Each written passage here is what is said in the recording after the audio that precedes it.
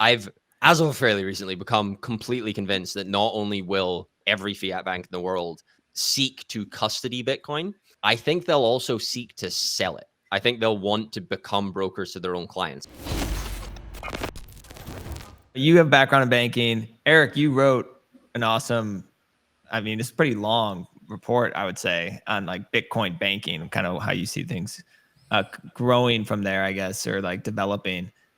And lately we've seen the big banks want to get into Bitcoin custody. You had SAB 121, and they were actually advocating, they were writing letters to the Treasury and other regulators, basically saying, or the SEC, sorry, and other regulators, basically saying, hey, we want this. This rule is ridiculous. We want to hold Bitcoin on behalf of clients. And now I guess the SEC has relented and actually allowed certain banks the exceptions of the rule. And it sounds like we're about to see the large banks basically be able to custody Bitcoin on behalf of the clients. How do you see that developing? And did you expect this? And what are the significance of like these large banks starting to custody Bitcoin? Yeah. So I guess a lot of my writing's been much more prospective and theoretical on this topic in terms of, I don't think my opinion would be particularly valuable over those who are just following it from a regulatory perspective. But it's, I guess what I think could be most interesting from a custodial standpoint is, I want to see how big the shared custodial market can become over time. I think we're just starting to scratch the surface around what that could be, and putting the licensing and everything that's relevant towards doing that intra banking system is fine. But generally speaking, I think that there's a lot of really novel applications that can emerge. This is something where, I think if you try to compare and contrast what you can do in Bitcoin with how the current, financial infrastructure works, there's a lot of very novel applications that either didn't exist before or the costs associated with replicating them in the traditional financial system are just so high.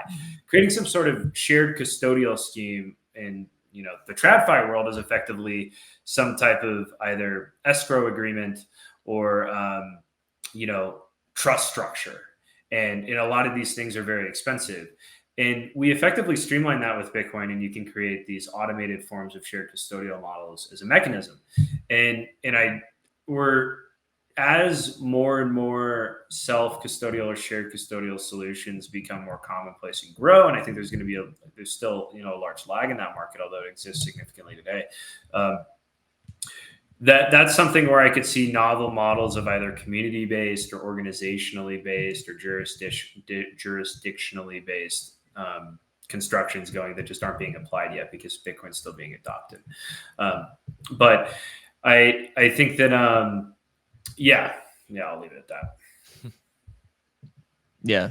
I'm always interested in things where Bitcoin can do something where fiat can't, just because of the technology. That's always an interesting area for me. I had an answer to that too, Sam, by the way, that sure. I realized this quite recently, and if anything, I was kind of embarrassed because like I should have put this together maybe 5+ years ago, but I've, as of fairly recently, become completely convinced that not only will eventually, I don't know what time horizon, just to be clear, it could be like 1 year, it could be 10, 20 years. So maybe it's not like super certain, but on a longer time horizons, it becomes increasingly certain that not only will every fiat bank in the world seek to custody Bitcoin, I think they'll also seek to sell it. I think they'll want to become brokers to their own clients. And it's for the following, what I now think I've realized is quite straightforward reason that, like I said, I'm embarrassed I didn't think of earlier, that basically the entire, just be kind of cynical and crass about it, the entire, fiat banking racket is based on the grave injustice of being able to print money, right? Which we're all perfectly familiar with. But to dive into the mechanics of just a little bit further about like why this is, partly how it works, partly why it's so bad. This is how almost all fiat money comes into existence. It's commercial banks making loans. By and large, they will always look to collateralize these loans with real assets on the part of the borrower. And then obviously based on both the LTV and the general creditworthiness of whatever the borrower is either their own creditworthiness or the creditworthiness of the enterprise. They price the issuance of money in the form of interest by trying to balance all these risks. But it's kind of not a real market because they can issue as much money as they want to, right? They can just print fiat completely into oblivion, which they do. And this is basically Ender's Game, right? Ender's Game is saying that this is how this works. It's never going to stop. And then eventually you get nothing stops this train. So with that all in mind, this is what I think they're going to realize. That basically, by far, the best collateral that they can take against these loans is Bitcoin, which you alluded to, I think, in an earlier question as well. So it's a nice way to come back to that too. In order to guarantee that their credit counterparties even have Bitcoin, which, there's no particular reason to believe that, you can make it far more likely by selling it to them in the first place, right? So once this clicks for banks, they get the following. They sell as many of their customers as much Bitcoin as they possibly can. Then they print money to loan it to them for basically whatever. It kind of doesn't matter at that point, because if you're following the now very well established, I think originally Unchained, I'm never quite sure if I'm supposed to credit Unchained at least made it super, famous and popular, like massively over collateralized. And hence, I don't want to say completely risk-free, but like relatively risk-free for everybody involved, right? As a way of, there's all kinds of use cases for that. We don't need to get into it necessarily, but my thesis is fiat commercial banks will start offering this purely because they can collateralize it with Bitcoin and actually hope that the customer defaults, right? Because in the vast majority, there is still a little bit of risk involved. I was a bit facetious a minute or two ago when I said that, it's not like a real market.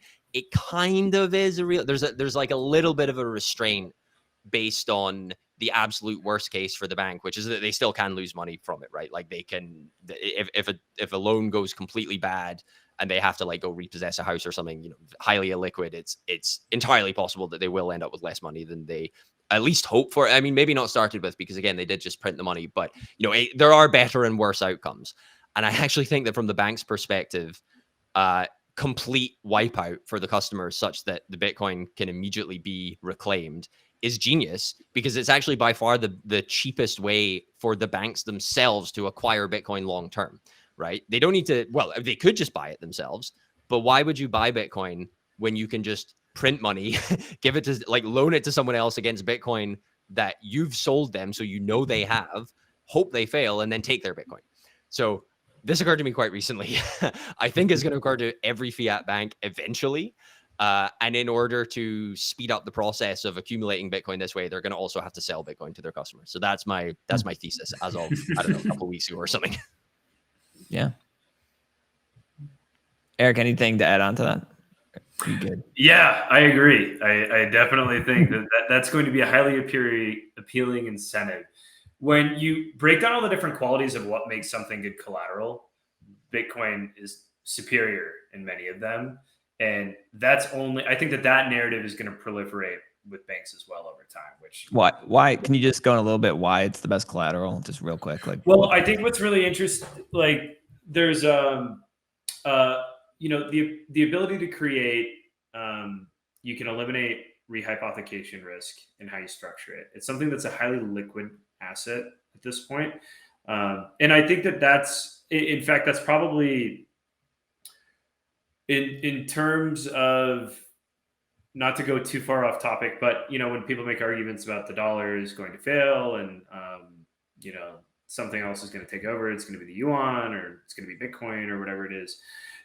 That's the primary characteristic about the dollar, is just it has the deepest and most liquid capital markets in the world, and that's just this massive network effect that is very hard to usurp. And I think that gold also has very deep and liquid. They might be expensive and high friction. There's high transaction costs, but there's a high degree of liquidity, and they're relative to other assets. So Bitcoin is something where the scale of Bitcoin's liquidity has grown rapidly in a 15-year time span, and that's going to continue to grow.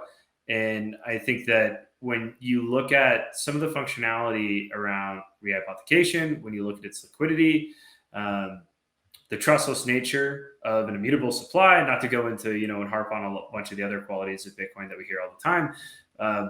But it's something that can be created as like the ideal for a lender, to know that they can trustlessly make some sort of margin call on that Bitcoin, and that there will be depth in the capital markets for Bitcoin at that point.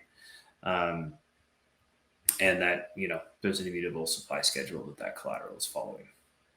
Got it.